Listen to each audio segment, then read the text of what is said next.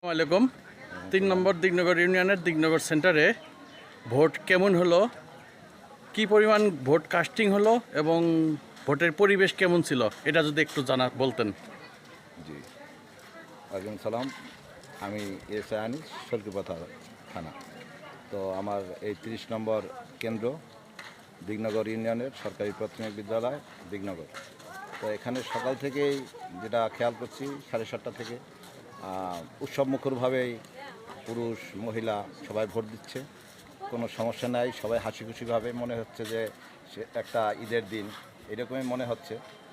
তো কোনো সমস্যা এখন পর্যন্ত হয়নি, আশা করি ইনশাল্লাহ হবে না।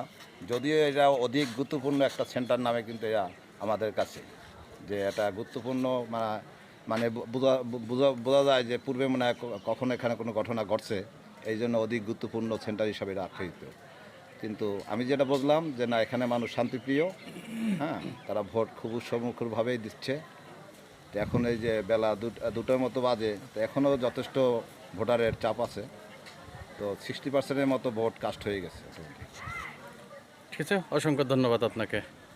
আপনার